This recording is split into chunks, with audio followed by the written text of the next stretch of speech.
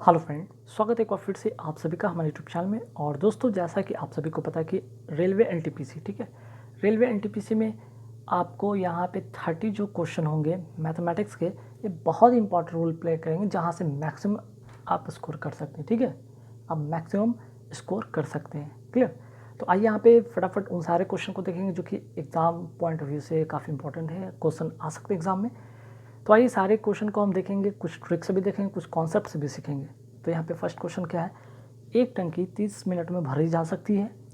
टंकी में छेद है जो टंकी को 90 मिनट में खाली कर सकता है। समझिएगा, एक टंकी है जो कि भरता है 30 मिनट में, और एक जो टंकी को क्या करता है 90 मिनट में खाली करता है।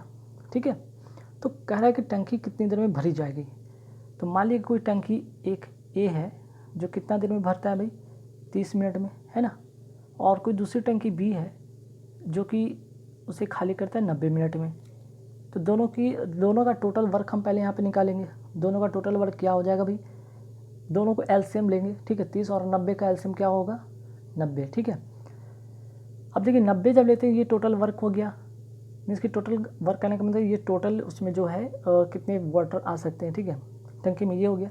अब इसकी कैपेसिटी जब निकालेंगे तो क्या होगा, 3 3 30 का 90 और 90 का 90। ठीक है, क्योंकि यहाँ पे देखिए भरी जा सकती है, ध्यान रखिए ये कॉमन टर्म, ये बहुत इंपॉर्टेंट टर्म है, ध्यान रखिए भरी जा सकती है। तो भरी जाने के लिए +1, और यहाँ पे एक ध्यान रखिए छेद के कारण क्या हो रहा है, ये खाली करी जा रही है। तो भरी जा रही है और खाली करी जा रही है, तो खाली करने के लिए -1। ठीक है, माइनस यहाँ पे आप लगा लें ताकि याद रहेगा।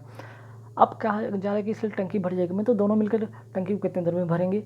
तो हमें क्या करना होगा, जो टोटल वर्क है यहाँ पे, जो टोटल है यहाँ पे, ठीक है, उसको क्या करेंगे हम डिवाइड करेंगे कैपेसिटी से। अब देखिए एक तो 3 है और एक का माइनस है, तो प्लस का 3 माइनस का 1, मतलब 3 में से एक गया 2। ठीक है, और 2 से जब इसको डिवाइड करेंगे तो आ गया 45, है ना। तो क्या हो गया 45 मिनट इसका आंसर। तो आंसर ऑप्शन नंबर आपका बी होगा। चलिए नेक्स्ट क्वेश्चन पे आते हैं। नेक्स्ट क्वेश्चन के यहाँ पे एक वस्तु, ठीक है, 4,500 रुपये में 12.5% पर लाभ में बेचा जाता है ना, बेचा जाता है, ध्यान रखिएगा।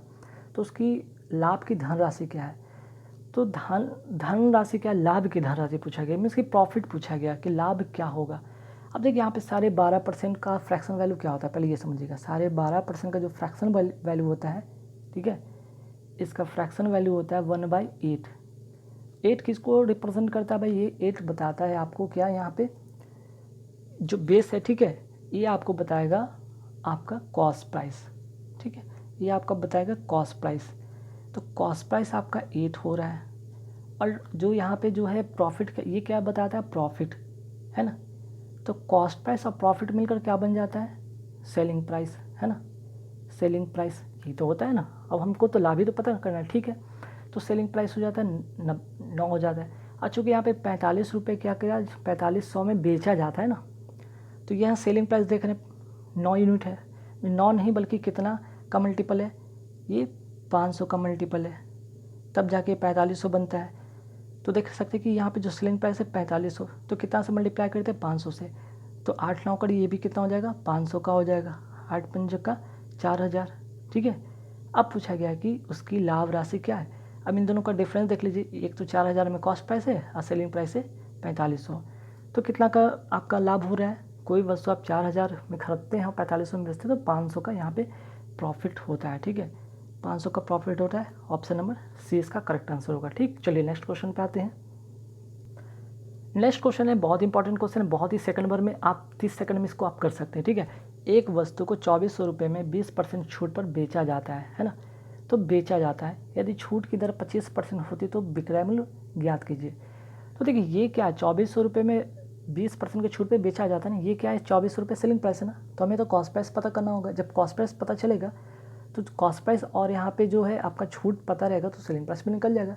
तो अगर ये 2400 क्या यहाँ पे सेलिंग प्राइस है, और कॉस्ट प्राइस की बात हो रही थी ना, कॉस्ट प्राइस ये सेलिंग प्राइस है, कॉस्ट प्राइस को निकालना था, तो ऐसे कैसे निकालेंगे, 20% का छूट मतलब 100 ऊपर और 80, चूँकि 20% है, 100 में से 20 गया तो 80। ठीक है, 20% छूट दिया तो 80। अगर ये जब ये कॉस्ट प्राइस का अगर वैल्यू निकलता है तो हमें इसी कॉस्ट प्राइस पे हमें सेलिंग प्राइस निकालना होता है, जिसमें कि क्या 25% का फिर से छूट होता है। 25% का छूट का मतलब क्या होता है, 75, 100 में से 25 गया 75 रुपये, ठीक है। तो 75/100 करेंगे। तो देखिए अब इसको जब काटेंगे तो इसका क्या होगा, 8 यहाँ पे 83 का क्या हो जाएगा, ये 30 बार में चला जाएगा, ये पूरा कट जाएगा, है ना। और आप जब इसको मल्टीप्लाई करते हैं तो 5 3 ज़ा 15, 7 21 22, 2250 रुपया आंसर हो जाएगा, है ना। क्लियर, मीन्स कि ए नंबर इसका करेक्ट आंसर है। अब देखिए यहाँ पे अगर टेक्निक की बात करते हो तो टेक्निक क्या यूज़ किया है हमने, ठीक है। ये बेचा जा रहा है ना, तो सेलिंग प्राइस है, तो सीपी जब हम निकालेंगे तो क्या होगा भाई, 2400 जो होगा इसका सेलिंग प्राइस गुने, तो सीपी में क्या होता है भाई, आपका जो होता है 100 ऊपर और जो भी प्रॉफिट और लॉस होता है जो नीचे चला जाता है। तो इस तरह से हमें जब काटने पर क्या मिल रहा था, 83 का जो होगा आपका ये, ठीक है।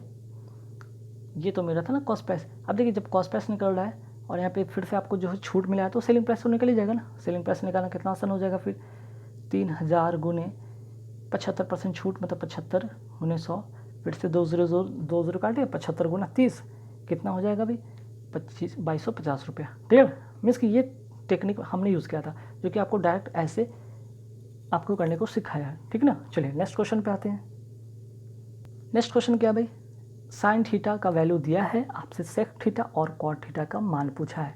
अब पाइथागोरस का आप सभी को नियम पता है ना, पता है कि भाई ये क्या है भाई, इसको कहते हैं परपेंडिकुलर, इसको हाइपोटेन्यूस कहते हैं और इसको कहते हैं बेस। तो देखिए ये क्या है, साइन थीटा का मान, साइन थीटा का जो है यहाँ पे 2/3 दिया हुआ वैल्यू, मीन्स कि साइन थीटा का मतलब होता है कि पी वाई हाइपोटेन्यूस, है ना। साइन थीटा का मतलब होता है पी वाई हाइपोटेन्यूस, हिंदी में इसको कहते हैं लंब बटा कर, एक तो कहते हैं ना। अब देखिए लंब कितना है भाई 2, कन कितना है भाई यहाँ पे 3, तो बेस तो आपको निकल जाएगा ना √5। अब √5 अब पूछेगा ये कैसे होता है भाई, तो भाई इसका तो बस सिंपल है कि आप क्या करेंगे 2/3, ठीक है। तो क्या हो जाएगा 3 3 का 9 और 2 2 का 4, है ना, 2 2 का 4। नहीं यहाँ पे कुछ मिस्टेक हो रहा है भाई, क्या देख लेते हैं एक सेकंड, क्वेश्चन में क्या एरर हो गया, साइन थीटा बाई 2/3, ठीक है ना, ठीक है। और ठीक यहाँ पे तो सेक थीटा का बारे में पूछा गया था, तो 2 और 3 की वैल्यू पूछा गया, तो 3 3 का 9 और 2 2 का 4। एक सेकंड देख लेते हैं क्या यहाँ पे गलत हो गया, कोई क्वेश्चन मिस्टेक है क्या यहाँ पे। 2 और 3, 2 लंब और कर्ण 3 है, ठीक है।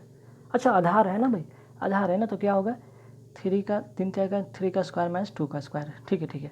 तो क्या हो जाएगा 9 - 4 मीन्स कि √5, ठीक है। ये चीज़ था माइनस करना होता है ना, तो ये √5 तो आपको पता चल गया कि यहाँ पे √5 कैसे निकला, है ना, ये आपको पता चल गया कि √5 कहाँ से निकला। अब पूछा गया सेक थीटा का, सेक थीटा का वैल्यू क्या होता है भाई, सेक थीटा का वैल्यू होता है कॉस थीटा का अपोजिट, कॉस थीटा बराबर आधार बटा कर्ण होता है, तो कर्ण बटा आधार हो जाएगा इसका, है ना, कर्ण बटा आधार हो जाएगा। कॉट थीटा का क्या होता है, तो टैन थीटा का अपोजिट होता है, लंब बटा आधार का आधार बटा लंब कर देंगे, है ना, √5 आधार बटा लंब हो जाएगा। तो ऑप्शन कौन सा है भाई, सी नंबर इसका करेक्ट आंसर है, ठीक है। चलिए नेक्स्ट क्वेश्चन पे आते हैं। देखिए अब इस तरह के एग्जाम में क्वेश्चन पूछा जाए तो आप क्या करेंगे, ठीक। तो इतना मान के चलिए कि लास्ट का पता है कि 7 का 9 तो होना चाहिए, 49 का 9 ही होगा, लेकिन इसमें 3 टर्म आपको मिल रहा है, तब आप डायरेक्ट इसको नहीं कर सकते। इसको और तरीका है कि आप ऐसे भी कर सकते हैं, 97 को हम क्या कर सकते हैं 100 - 3 कर सकते हैं ना, 97 लिख दिया, 97 को और क्या लिख सकते हैं 100 - 3 लिख सकते हैं, तो 97 100 हो जाएगा, माइनस का यहाँ पे क्या हो जाएगा 100 तिया का 300, है ना, 100 तिया का अगर हम कहते हैं 300 और उसमें 3 कम है तो 3 तिया का 9 घटाएंगे तो कितना हो जाएगा भाई 200, 291 होगा, है ना, 291, ठीक है। क्या हो जाएगा 291, सही मैंने कहा। अच्छा मैंने एक बार फिर से चेक कर लेना है, 7 के 2 9 3 27 2 29, ठीक है 291। अब हमें क्या करना है भाई, इसको तो घटाना है ना, घटाना है, तो क्या हो जाएगा भाई यहाँ पे 9, ठीक है, 10 में से 1 गया 9, 0 और 4 9, ठीक है ना। तो ऑप्शन नंबर कौन सा होगा आपका यहाँ पे, ऑप्शन जो होगा इसका करेक्ट ऑप्शन वो होगा आपका इसका 9409, ठीक है। चलिए नेक्स्ट क्वेश्चन पे आते हैं। देखिए ये क्वेश्चन देखने में बड़ा लगेगा लेकिन बहुत आसानी से बन जाएगा। एक आदमी 40 किलोमीटर प्रति घंटा से यात्रा करता है, ठीक है, यदि उसकी गति जो 16 किलोमीटर प्रति घंटा और अधिक होती तो वह इतने समय में 80 किलोमीटर दूरी और तय कर लेता। ठीक है, तो मतलब इसका जो है, ये तो जो प्रारंभिक गति था, शुरू का जो गति था, स्टार्टिंग का इनिशियल जो स्पीड था उसका 40 किलोमीटर था, इससे तो कोई मतलब नहीं है। लेकिन जो बाद में जो और बढ़ा तो इसका तो स्पीड पता है और डिस्टेंस पता है, तो हमें क्या निकालना होगा यहाँ से, टाइम। ठीक है, टाइम समय बराबर क्या होता है, दूरी बटा चाल। दूरी कितना है भाई, 80 किलोमीटर, चाल कितना है 16 पंजे का 80 मीन्स की 5 आवर्स हो गया। अब यहाँ से पूछा गया कि मूल दूरी ज्ञात करना है, मीन कि डिस्टेंस पूछा गया है ना, तो डिस्टेंस बराबर क्या होता है, दूरी बराबर चाल गुने समय, है ना, स्पीड इंटू टाइम, यही तो होता है ना। स्पीड जो था प्रारंभिक का 40 था और टाइम जो आया 5, तो टोटल दूरी कितना होगी 200 किलोमीटर। आपका correct answer B number option. ठीक है, चलिए नेक्स्ट क्वेश्चन पे आते हैं। देखिए कई बार आपको इस तरह से एक आएगा, आपको जैसे कि आपको DI के फॉर्मेट में इस तरह के क्वेश्चन कई बार आ सकते हैं जिसमें 2 क्वेश्चन या 3 क्वेश्चन का कॉम्बिनेशन वाला होगा, है ना। तो पाई चार्ट, बार ग्राफ जैसे क्वेश्चन इस तरह के पूछे जा सकते हैं, जिसमें कि पूछा गया है, देखिए यहाँ पे फ्रूट्स दिया हुआ है जिसमें कि मैंगो है, ऑरेंज है, चीकू है, जामुन है और बनाना है। तो आपसे पूछा गया कि बनाना मीन्स की केला, बनाना का त्रिज्यखंड कोण कितना होगा। तो ये पूरा जो चक्र है ना, परसेंट में है ना लिखा हुआ, तो ये पूरा 100% किसके बराबर है भाई, ये 360 डिग्री के बराबर है। तो 1% किसके बराबर होगा, 360 डिग्री के बराबर। और हमसे तो पूछा है बनाना कहीं ना 15% बराबर पूछा है ना, तो 360 डिग्री बाई 1। ठीक है, ये गलत कैसे हो गया भाई, 100 डिग्री बराबर 360, सॉरी यहाँ पे 100 है ना, तो यहाँ पे क्या होगा, एक सेकंड ध्यान से, यहाँ पे मिस्टेक हो गया। तो यहाँ पे बोला गया 100 में क्या होगा भाई 360 डिग्री, तो एक में क्या होगा 360 बाई 100, और हमसे पूछा गया 15% का ना, तो 15% का क्या होगा 360 डिग्री बाई 100 इंटू 15। ठीक है, अब 1 0 से 1 0 काट लीजिए, 5 2 ज़ा 10, 5 3 ज़ा 18, 2 18 36, तो 18 तिया का कितना हो जाएगा 54। ठीक है, चलिए आप इसे आराम से कर लेंगे, या इसे अगर बहुत कम समय में करना है तो कितना कैसे करेंगे, 360 बाई 100 इंटू 15, बस इतना ही तो करना था। ये दोनों कट गया, 5 2 ज़ा 10, 5 3 ज़ा 15, 2 18 ज़ा 16 और 18 तिया का 54। ठीक है, चलिए नेक्स्ट क्वेश्चन पे आते हैं। नेक्स्ट क्वेश्चन पूछा गया मसा क्या है, मीन्स कि HCF क्या है। HCF क्या होता है, जो आपका हाईएस्ट कॉमन फैक्टर होता है, जो कि तीनों को डिवाइड कर सकता है और वो हाईएस्ट नंबर होना चाहिए। 8 से अगर देखते हैं तो ये तो डिवाइड होता है, 92 नहीं होता है, तो ऑप्शन ये भी नहीं होगा। 6 से तो अगर करते हैं तो फिर से 92 नहीं होगा डिवाइड, और 4 से करते हो तो ये कटेगा। ठीक है, ये तीनों से कटेगा, तो इसका हाईएस्ट कॉमन फैक्टर हो जाएगा 4। ठीक है, इसमें बहुत ज़्यादा दिमाग लगाने की ज़रूरत नहीं था। चलिए नेक्स्ट क्वेश्चन पे आते हैं। देखिए नेक्स्ट क्वेश्चन है नंबर सीरीज़ का क्वेश्चन है। ठीक है, नंबर सीरीज का क्वेश्चन है, बहुत ही इंपॉर्टेंट क्वेश्चन है। तो देखिए आप नंबर सीरीज को कम से कम 100-200 आप कर लेते हो, तो आपको जो उसका जो फॉर्मेट है ना, स्वरूप आपको दिखने लगता है कि गुना करना, मल्टीपल करना, क्यूब करना, स्क्वायर करना, कुछ भी करना आपको पता साफ साफ चलने लगता है। तो यहाँ पे देख सकते हैं एक चीज़, ये कहीं ना कहीं लग रहा है स्क्वायर है या क्यूब हो सकता है, ये भी स्क्वायर हो सकता, ये स्क्वायर हो सकता है, ये भी स्क्वायर हो सकता है, ये क्यूब हो सकता है, स्क्वायर, ऐसा कुछ फॉर्मेट दिख रहा है 1 1 4 8 9। ठीक है, अब इसके बाद क्या होना चाहिए देख सकते हैं। चलिए ये 1 का स्क्वायर है तो ये 1 का क्यूब है, ये 2 का स्क्वायर है तो ये 2 का क्यूब है, ये 3 का स्क्वायर है, तो जाहिर सी बात आपकी क्या होगा 3 का क्यूब, और 3 का क्यूब का मतलब होता है 9, है ना। 3 का क्यूब क्या होता है 9। तो यहाँ पे क्या गलती कर दिया हमने, सॉरी 1 का स्क्वायर 1 का क्यूब, 2 का स्क्वायर 2 का क्यूब, 3 का स्क्वायर 3 का क्यूब ना, सॉरी 3 का क्यूब होना चाहिए था, 3 का क्यूब। तो 3 का क्यूब का मतलब क्या होता है 27, 3 3 9 27। अगर आगे चेक करना है तो चेक करते हैं, 4 का स्क्वायर और 4 का क्यूब सही है, तो इसका करेक्ट आंसर हो जाएगा 27। चलिए नेक्स्ट क्वेश्चन पे आते हैं। नेक्स्ट क्वेश्चन क्या भाई, कार बी की गति कार ए की गति की आधी है। कार बी की गति कार ए की गति की आधी है, अगर 1 है ये तो इसका आधा बी होगा। ठीक है ना, ये स्पीड है ना, ये स्पीड यहाँ पे समझ में आया कि कार बी की गति कार ए की गति की आधी है, तो अगर ये 1 होता है तो ये हाफ हो जाता है। ठीक है, मीन्स कि अगर आधी कहते हैं, कहने का मतलब कार बी की गति कार ए की आधी है। ठीक है, कार ए की आधी की बात कहा गया ना, तो हम इसको कैसे कर सकते हैं, इसको इस तरह से सिंप्लीफाई कर सकते हैं, है ना। हम इसको इस तरह से सिंप्लीफाई कर सकते हैं। क्लियर। चलिए, जब हम इस तरह से सिंप्लीफाई कर सकते हैं कि कार, अच्छा सॉरी, यहाँ पे गलत अपोजिट मैंने लिख दिया ना। इसका स्पीड जो है, कार बी की गति कार ए की आधी है, ए की आधी मतलब ये अगर 2 है तो ये 1 हो रहा है। क्लियर।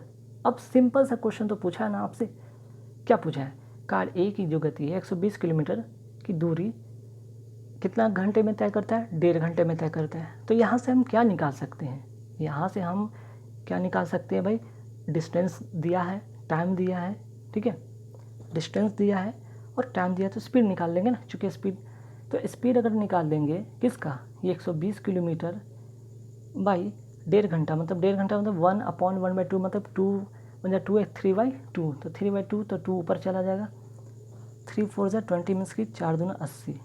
ठीक है, ये किसका है, ये ए का है ना, ये ए का आया है 80 किलोमीटर पर आवर। अब देखिए ए का जो 80 किलोमीटर दिया हुआ ना पर आवर, तो कितना का गुना है, कितना गुना है, ये 40 गुना है, तो बी का भी तो 40 गुना होगा ना, बी का भी 40 गुना होगा, मीन्स कि 40 किलोमीटर पर आवर।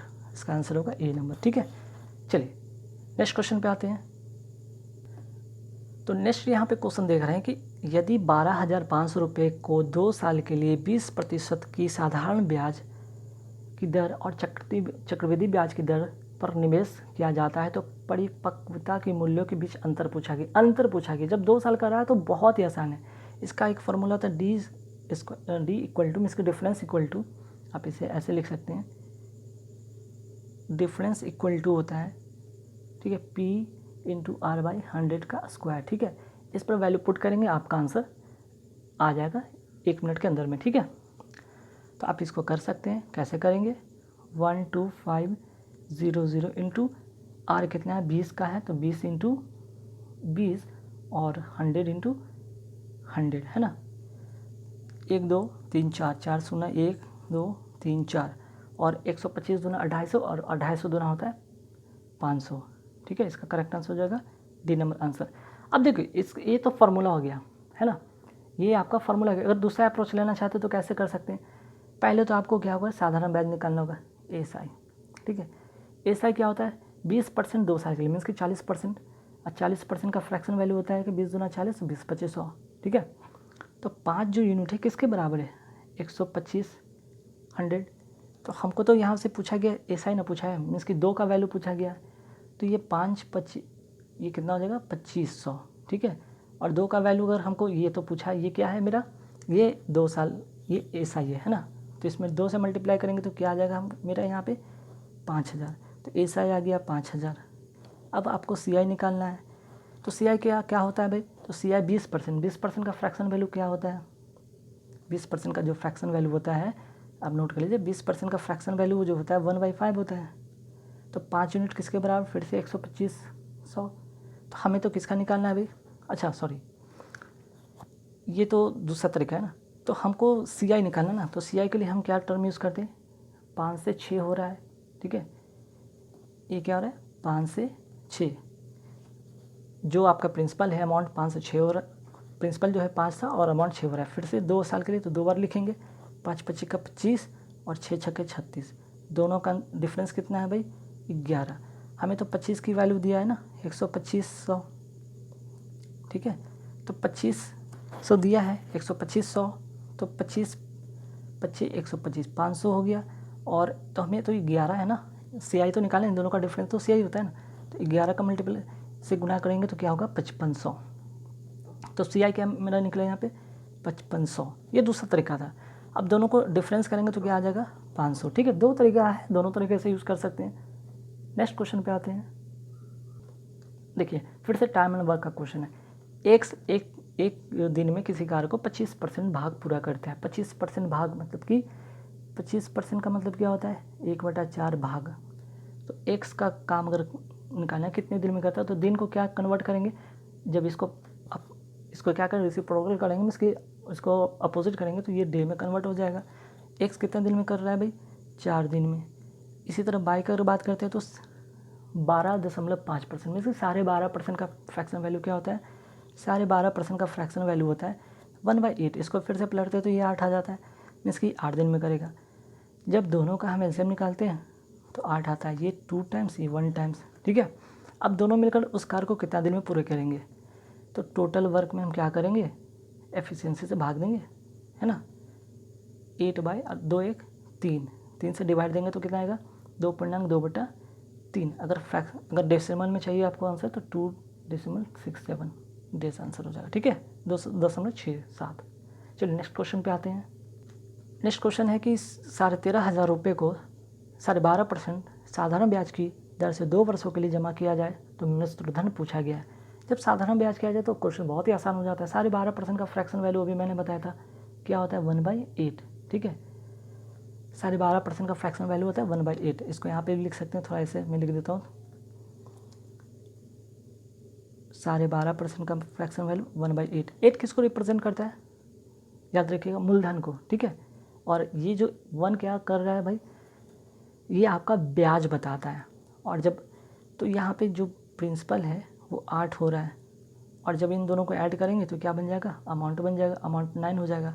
लेकिन हमको तो प्रिंसिपल दिया हुआ है ना, तो प्रिंसिपल जब ये दिया हुआ है, ये किसका मल्टीपल है, ये आपका जो मल्टीपल है 8 से जब डिवाइड करेंगे आप, ठीक है, इसको जब 8 से इसको डिवाइड करेंगे तो यहाँ पे क्या हो जाएगा, 8 से भाग देंगे तो 12.5, अच्छा सॉरी एक सेकेंड, यहाँ पे 12.5% जो 2 वर्षों के लिए था ना, सॉरी 12.5% 2 वर्षों के लिए, तो 12.5 दोनों का 25% होता है ना, ये 25% है, सॉरी मिस्टेक हो गया। तो 25% का मतलब 1/4 हो रहा है, ठीक है। मीन्स कि क्या कि प्रिंसिपल अगर 4 है तो अमाउंट क्या हो जाएगा आपका 5 हो जाएगा। तो 4 ये ना होकर 135 आ रहा है, किसका मल्टीपल है भाई, अब डिवाइड करके देखेंगे, 4 3 ज़ा 12, 1 4 3 ज़ा 12, मीन्स कि 3375 का मल्टीपल आता है ये प्रिंसिपल।